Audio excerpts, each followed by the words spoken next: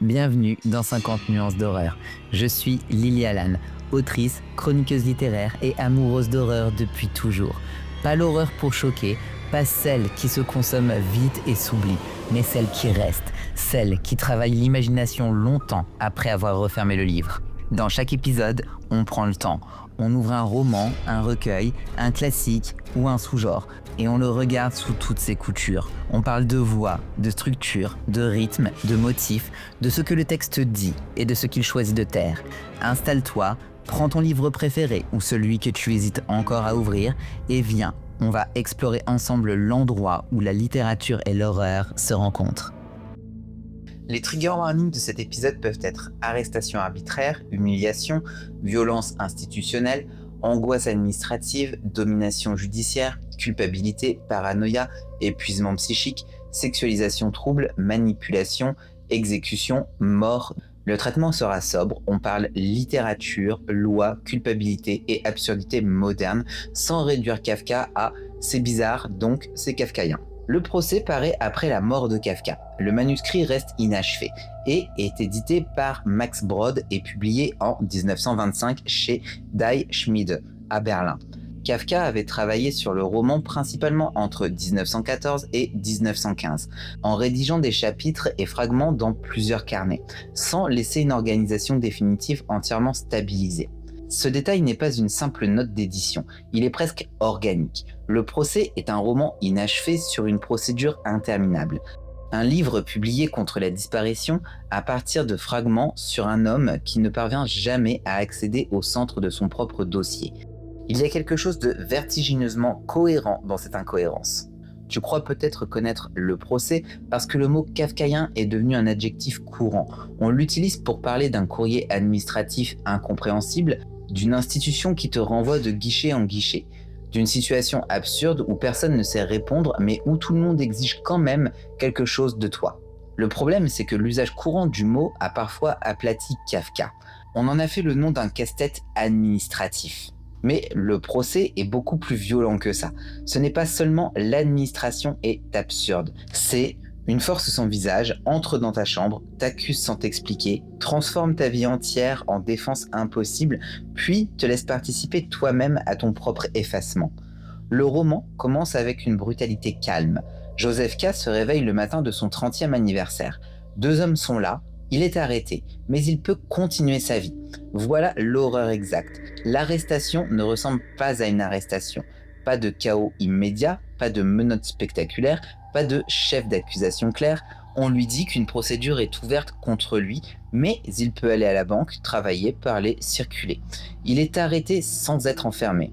Et c'est pire, parce que si la prison était visible, il saurait au moins où se trouve le pouvoir. Ici, la prison devient diffuse. Elle entre dans le temps, dans le langage, dans les rendez-vous, dans la honte, dans les pièces mal aérées, dans les regards, dans la manière dont K commence à se voir lui-même comme quelqu'un qui doit répondre. C'est là que Kafka est chirurgical. Joseph K. ne sait pas de quoi il est accusé, mais il commence immédiatement à agir comme un accusé. Il proteste, il ironise, il tente de reprendre le contrôle, il demande des explications, il veut faire valoir sa position sociale, sa respectabilité et son intelligence. Mais le piège est déjà refermé.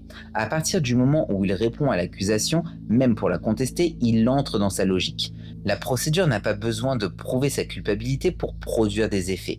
Il suffit qu'elle l'oblige à se défendre. Et défendre son innocence devant une accusation sans contenu, c'est déjà perdre quelque chose. Le génie du procès tient dans cette inversion. Dans un système judiciaire normal, l'accusation devrait être claire, le dossier accessible, les règles connues, le tribunal identifiable et les recours possibles. Chez Kafka, tout existe et rien n'est accessible. Il y a des gardiens, des inspecteurs, des bureaux, des audiences, des avocats, des peintres liés au tribunal, des femmes qui circulent dans les interstices, des greffiers, des juges, des livres de loi, des couloirs, des portes. La machine est partout, mais son centre reste introuvable. Le pouvoir n'est pas absent, il est au contraire saturant, mais il n'est jamais là où K pense pouvoir le saisir. Cette différence est capitale. Beaucoup de récits de tyrannie montrent un pouvoir vertical. Un roi, un juge suprême, un dictateur, une prison, une sentence.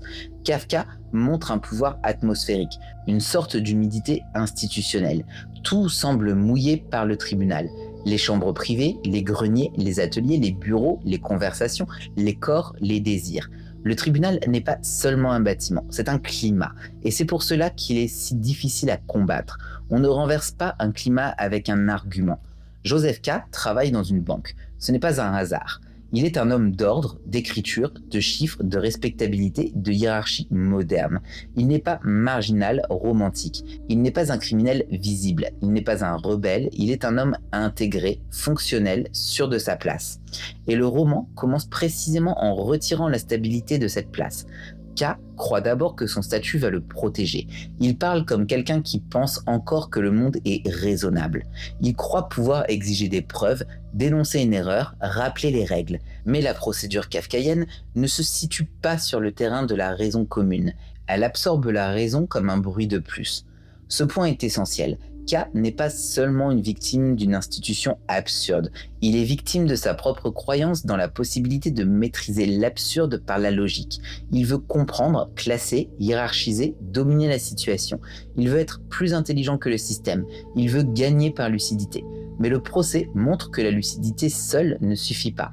Quand les règles sont mobiles, opaques et peut-être inexistantes. La raison de K devient une force de fatigue. Plus il raisonne, plus il s'enfonce. Plus il tente de reprendre la main, plus il se révèle pris. L'arrestation du premier chapitre est presque comique. Les gardiens mangent son petit déjeuner, occupent sa chambre, parlent avec une banalité irritante. Le voisinage observe, Fraulein Bürzner est impliquée indirectement par la honte que K ressent d'avoir vu son espace envahi. On est loin d'une scène de terreur gothique. Tout est médiocre, domestique, presque ridicule. Mais Kafka sait que la médiocrité peut être plus effrayante que le subtil. Être arrêté par des hommes grandioses aurait peut-être donné à K la dignité d'un adversaire tragique. Être arrêté par des employés minables qui mangent son repas, c'est déjà être humilié. Le pouvoir kafkaïen n'a pas besoin d'être majestueux. Il peut être sale, petit, risible, mal organisé, presque pauvre. Et c'est précisément cela qui le rend si moderne. Nous avons souvent l'image du pouvoir comme d'une grande architecture. Kafka montre des bureaux étouffants, des hommes fatigués, des papiers mal rangés, des audiences dans des immeubles populaires, des juges invisibles derrière des subalternes. Le pouvoir est immense dans ses effets, mais mesquin dans ses manifestations. Il n'a pas de grandeur, il a de la persistance. La première audience de K est un moment clé. Il arrive dans un immeuble ordinaire, monte, cherche, entre dans une salle surpeuplée, moite, confuse. Le tribunal ne ressemble pas à un tribunal. Il est caché dans les arrière-pièces du monde. K prononce un discours, dénonce l'absurdité de la procédure, accuse l'institution de corruption, cherche à impressionner. Mais son discours ne le libère pas. Il parle comme s'il était devant un public rationnel susceptible d'être convaincu. Or, le tribunal n'est pas un espace de débat, c'est un espace de digestion. Il avale sa parole, même la révolte devient une étape de la procédure. Il faut comprendre que dans le procès, parler n'est pas forcément agir. K parle beaucoup. Il argumente, il explique, il interroge, il séduit, menace et se justifie. Mais la parole ne touche pas le noyau. Elle circule dans les couloirs, se déforme dans les rumeurs, revient sous forme de malentendus. La langue n'est pas un instrument de clarification. Elle est un matériau administratif. On remplit, on déclare, on répond, on formule, on attend. La parole devient procédure, et quand la parole devient procédure, elle ne sauve plus, elle enregistre la captivité. C'est aussi un roman sur la honte, pas seulement la culpabilité abstraite, la honte concrète, sociale et corporelle. K a honte devant les voisins, devant Fraulein Bürzner, devant ses collègues, devant son oncle, devant les figures du tribunal. Il veut préserver son image, il veut que son procès reste secret, puis il découvre qu'il ne l'est jamais totalement. Tout le monde semble déjà savoir quelque chose. Le procès circule avant lui. La honte précède la preuve. C'est exactement comme cela que fonctionne une accusation sans contenu. Elle n'a pas besoin d'être démontrée pour tâcher. La culpabilité chez Kafka n'est pas simple. Le roman ne nous dit jamais clairement si K est coupable, mais il ne nous donne pas non plus le confort absolu de son innocence. K est arrogant, brutal, impatient, misogyne par moments, incapable d'écouter vraiment, souvent plus soucieux de son prestige que de la vérité. Cela ne justifie évidemment pas la procédure, mais Kafka ne veut pas écrire un saint injustement poursuivi. Il écrit un homme ordinaire avec sa médiocrité morale, son orgueil, ses angles morts, pris dans une machine disproportionnée. L'injustice du tribunal n'exige pas que K soit pur. C'est même plus fort ainsi. Kafka nous retire le réflexe confortable, il ne mérite pas ça parce qu'il est bon. Personne ne devrait subir ça, même sans être admirable. Les femmes du roman sont des figures troublantes, et il faut les traiter avec précision. Fraulein Bürzner, la femme du tribunal, Leni, la femme du peintre, d'autres encore, elles apparaissent souvent comme des médiatrices ambiguës entre K et le système. Elles attirent, orientent, séduisent, transmettent et déforment. Mais elles sont aussi enfermées dans des rôles écrits par un regard masculin très problématique. K les approche souvent avec désir et instrumentalisation. Il cherche en elles des accès, des raccourcis, des preuves de puissance et le tribunal semble lui-même sexualisé, comme si le pouvoir passait aussi par des corps disponibles, des couloirs intimes et des promesses confuses. Cela rend le roman très inconfortable. Les femmes ne sont pas seulement des personnages psychologiques, elles sont des lieux de passage dans l'architecture du pouvoir. Elles semblent proches du tribunal, mais pas souveraines. Elles subissent, manipulent, participent et survivent dans les marges. K croit parfois les utiliser. Très souvent, c'est lui qui se révèle manipulé par son propre désir. Kafka montre une sexualité sans libération, une sexualité de couloir, d'air vicié, de marchandage et de malaise. Le désir ne sort pas du procès, il y entre. Leni, chez l'avocat Huld, incarne parfaitement cette zone. Elle semble vouloir aider K, le conseiller, le prendre sous sa protection, l'attirer vers une forme d'intimité. Mais cette intimité elle-même est suspecte. Elle ne le libère pas de la procédure, elle l'y attache autrement. K est vulnérable à l'idée qu'un accès privé, une relation, un corps, un secret puisse contourner la machine. Or, la machine kafkaïenne adore les contournements, elle les intègre. Les coulisses sont encore le tribunal, les exceptions sont encore des règles. L'avocat Huld est un autre visage de l'impuissance. Il devrait défendre, il devrait connaître la procédure, il devrait apporter une stratégie, mais il devient presque un geôlier supplémentaire. Il explique, temporise, entretient la dépendance. Il transforme la défense en attente. Il parle des requêtes, des démarches, des relations, des petites influences possibles. Rien n'est clair, rien n'est frontal. Défendre K chez Huld consiste à l'installer dans une durée. Et cette durée est corrosive. Plus K attend d'être défendu, plus il devient le patient d'une maladie administrative. La chambre de l'avocat est presque une infirmière de la justice. Huld est malade, couché, entouré de papiers et de dépendants. Le droit n'y apparaît pas comme une force verticale, mais comme un corps malade qui continue pourtant d'exercer son pouvoir. C'est une image très kafkaïenne. Le système est faible, souffrant, confus et néanmoins invincible. On pourrait croire qu'un pouvoir malade serait facile à renverser. Kafka répond non. Un pouvoir malade peut contaminer davantage. Il n'a même plus besoin d'être cohérent pour dominer. Bloch, le commerçant, est une figure décisive. Il est un autre accusé, plus avancé dans la dégradation. Il a plusieurs avocats, vit presque soumis à Huld, s'humilie, attend, calcule, se réduit. Il est ce que K risque de devenir, un homme qui a perdu la verticalité dans la procédure. Bloch ne se bat plus vraiment, il s'adapte, il connaît les petites règles, les rumeurs, les degrés, les habitudes. Mais ce savoir ne le sauve pas. Il fait de lui un animal de procès. C'est l'une des horreurs du roman. La procédure produit ses propres créatures, des êtres qui ne vivent plus que dans l'économie de leur dossier. K méprise Bloch parce qu'il refuse de se voir en lui. Il veut croire qu'il ne descendra pas à ce niveau. Mais le lecteur comprend que le mépris de K est une défense. Bloch est l'avenir possible de tous ceux qui acceptent que leur vie soit réorganisée autour d'une accusation qu'ils ne peuvent pas traiter. Il est humiliant parce qu'il montre ce que l'on devient quand la procédure dure assez longtemps. On ne cherche plus la vérité, on cherche seulement un mouvement favorable, une remarque, un signe et un peu d'attention. Le peintre Titorelli offre une autre entrée dans le système. Il connaît les juges, peint leurs portraits, vit dans une pièce étouffante entourée d'enfants intrusifs, de portes et de passages. Chez lui, le tribunal devient art officiel, image, représentation. Les juges veulent être peints plus puissants qu'ils ne le sont. Le pouvoir veut une image de lui-même. Et cette image ment. Titorelli explique à K les issues possibles. Acquittement réel, acquittement apparent, ajournement indéfini. Mais l'acquittement réel semble presque mythique. Les solutions disponibles ne libèrent pas vraiment, elles déplacent la cage. Cette scène est fondamentale parce qu'elle détruit l'espoir d'une issue nette. L'acquittement apparent signifie que le dossier peut revenir. L'ajournement signifie qu'il faut maintenir sans cesse le procès dans un état supportable. On ne gagne pas, on gère. Le tribunal ne fonctionne pas forcément en condamnant immédiatement, il fonctionne en suspendant. en gardant les gens dans un provisoire interminable. C'est peut-être l'une des intuitions les plus modernes du roman. Une domination efficace n'a pas toujours besoin de conclure. Elle peut épuiser par l'attente. L'attente est un poison. K continue à travailler, mais le procès envahit son esprit. Il perd sa concentration, sa position et son assurance. Sa vie n'est pas officiellement confisquée, mais elle est occupée. Le roman montre une forme d'incarcération psychique. Tant que K pense au procès, le tribunal a gagné du terrain.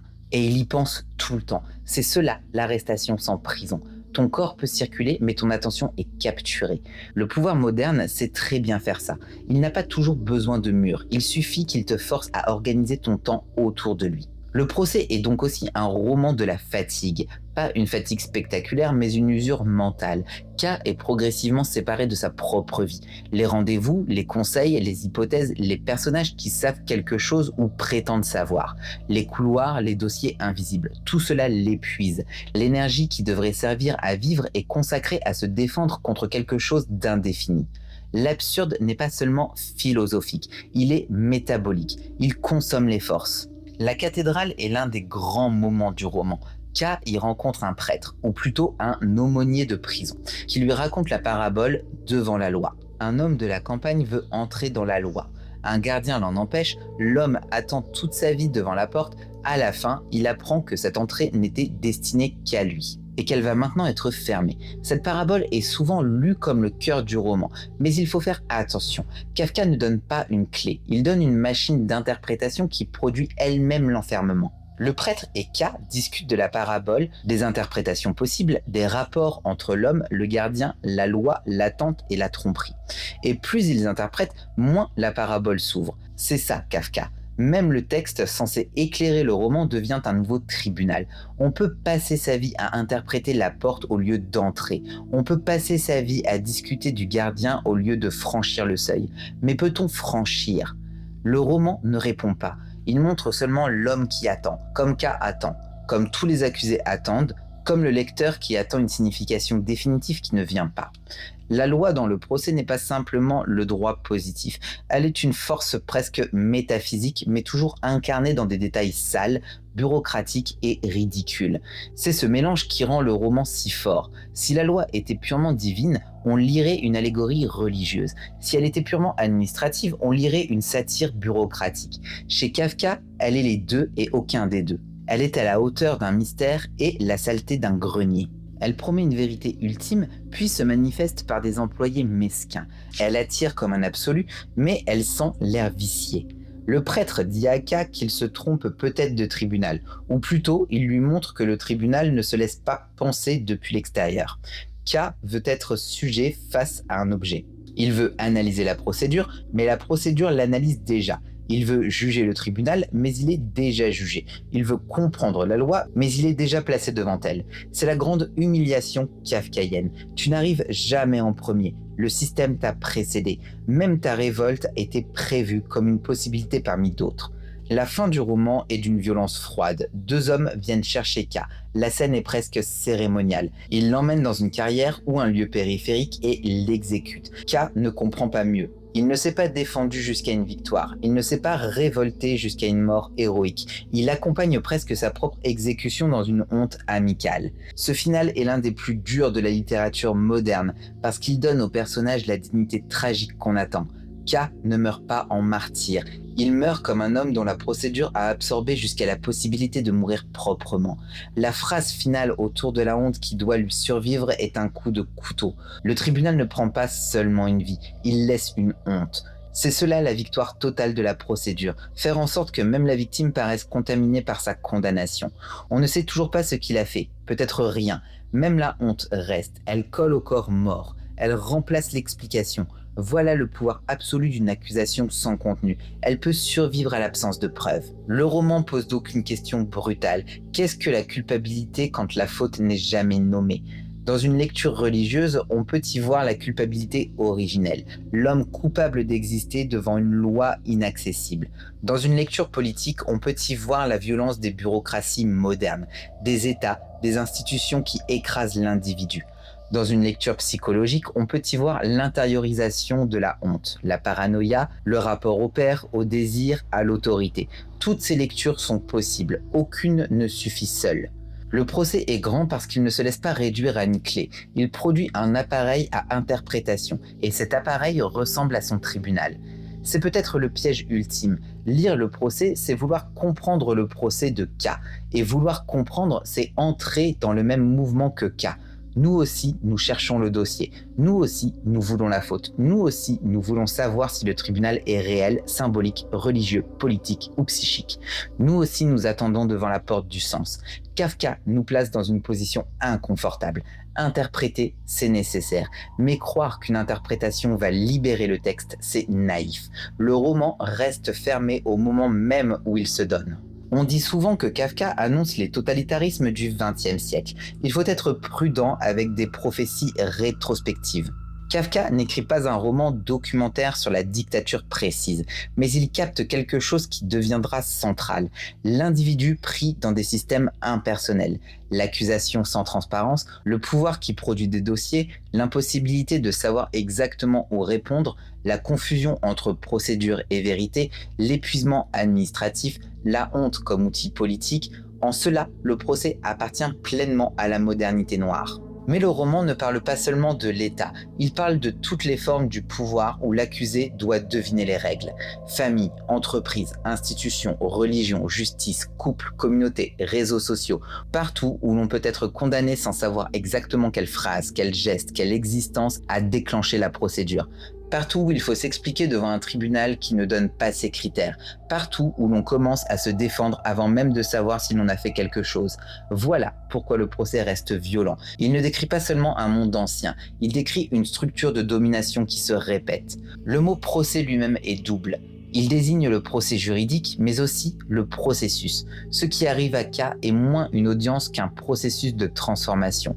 Il est progressivement converti en accusé. Au début, il résiste, puis il s'informe, puis il consulte, puis il attend, puis il se fatigue, puis il devient celui que l'on peut venir chercher. La condamnation n'est pas seulement à la fin, elle est dans la fabrication du condamné. Le procès produit l'homme qui pourrait être exécuté. C'est là que le roman rejoint la métamorphose. Grégor Samsa se réveille transformé en créature, puis le monde révèle qu'il ne valait qu'en tant que fonction. Joseph K. se réveille arrêté, puis le monde révèle que la culpabilité peut précéder toute faute identifiable. Dans les deux textes, le matin est une catastrophe. Dans les deux textes, l'impossible est immédiatement pris dans une logique quotidienne. Grégor pense au travail. K pense à son statut, à sa chambre, à sa banque, à sa réputation. Kafka commence toujours par retirer le sol, puis il observe comment les personnages tentent encore de marcher comme avant. La différence est que Grégor est enfermé dans un corps, tandis que K est enfermé dans une procédure. Grégor devient illisible aux autres. K devient trop lisible par une institution invisible. Grégor perd sa voix. K parle trop, sans jamais atteindre le centre.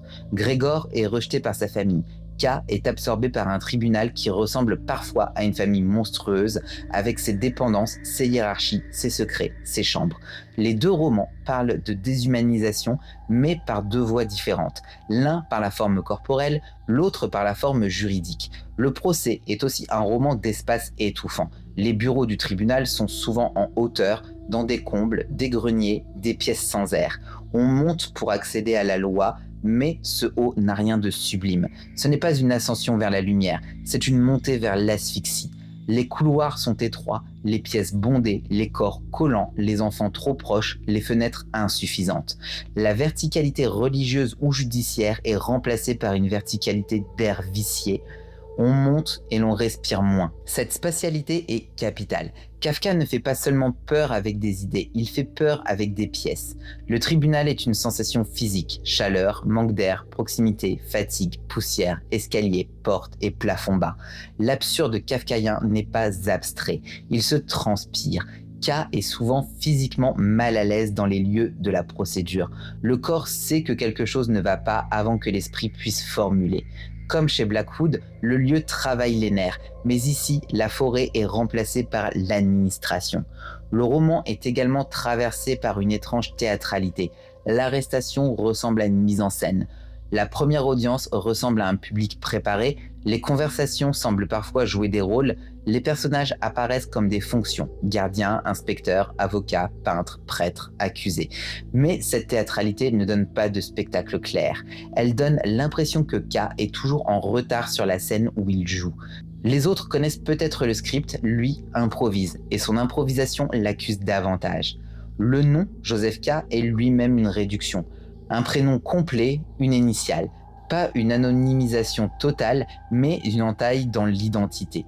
K est suffisamment individuel pour souffrir, suffisamment réduit pour devenir presque une fonction. C'est une des signatures de Kafka, créer des personnages qui sont des personnages et des signes à la fois. Joseph K n'est pas tout le monde de manière vague. Il est un homme précis dans son orgueil et sa peur. Mais son nom coupé ouvre la possibilité que chacun se voit pris dans cette lettre. L'inachèvement du roman ajoute à cette logique. Max Brod a organisé les fragments, et la tradition éditoriale du texte porte cette histoire complexe. Mais littérairement, cet état fragmentaire résonne avec le sujet. Le procès n'a pas de centre stable parce que le procès de K n'est pas pour lui. Les scènes semblent parfois juxtaposées comme des stations d'un cauchemar procédural. On avance mais pas vers une clarification, on avance vers l'épuisement. Même la forme du livre donne la sensation d'un système dont les pièces communiquent sans jamais dessiner une carte complète. On pourrait dire que le roman est un labyrinthe sans Minotaure, ou plutôt le Minotaure est le labyrinthe lui-même. Il n'y a pas de monstre final au centre, il y a des couloirs, des portes, des intermédiaires, des récits, des interprétations. Le pouvoir n'est pas caché derrière le labyrinthe, il est la structure qui te fait chercher. C'est pour cela que K ne peut pas gagner. Il pense qu'il doit trouver le bon endroit, la bonne personne, le bon argument. Mais le système est précisément fait pour transformer cette recherche en peine. La modernité du procès est là. L'enfer n'est pas forcément un lieu de flamme. C'est un lieu où tout le monde te dit qu'il existe une procédure, que tu dois respecter, que tu peux peut-être t'en sortir, mais où personne ne peut te dire clairement ce que tu fais, qui juge, où est ton dossier, quand cela finira, ni ce que signifie s'en sortir. Un enfer de portes entrouvertes, des conseils contradictoires, d'air rares et de temps perdu. K résiste mal parce qu'il reste attaché à une idée de dignité sociale. Il veut préserver la face. Il veut être reconnu comme un homme sérieux. Il veut ne pas paraître faible. Cette fixation l'empêche parfois de voir l'ampleur de sa situation. Il traite certaines figures avec mépris, refuse certaines humiliations, puis accepte d'autres pièges. Son orgueil n'est pas une force pure. Il est un point d'entrée. La procédure sait utiliser ce que les gens veulent sauver d'eux-mêmes. K veut sauver son statut. Le procès le détruira par là. Il n'y a pas de monstre dans le procès. Il y a pire. Il y a une porte, un gardien, une convocation, un dossier que tu ne vois pas. Des gens qui savent juste assez pour te rendre dépendant. Des couloirs qui sentent l'air mort. Un avocat qui t'endort dans l'attente. Un peintre qui t'explique que la vraie sortie n'existe presque jamais. Un prêtre qui te raconte une parabole dont tu ne sortiras pas, et deux hommes à la fin qui viennent te chercher comme si tout cela avait toujours été prévu. Kafka n'écrit pas l'horreur de l'inconnu qui surgit, il écrit l'horreur de l'inconnu qui te classe. Et une fois qu'il t'a classé, il peut te laisser marcher librement dans la ville, tu es déjà pris. Merci d'avoir écouté 50 nuances d'horreur. Si cet épisode t'a plu, pense à t'abonner, à laisser 5 étoiles et quelques mots. C'est le meilleur moyen pour que ce podcast trouve d'autres oreilles. Tu peux aussi me retrouver sur Instagram, 50 nuances d'horreur, pour prolonger la discussion, me partager tes lectures et me souffler la prochaine œuvre à disséquer. On se retrouve très vite pour un nouveau voyage au cœur des histoires qui marquent et qui mordent. En attendant, garde la porte ouverte, on ne sait jamais qui pourrait frapper.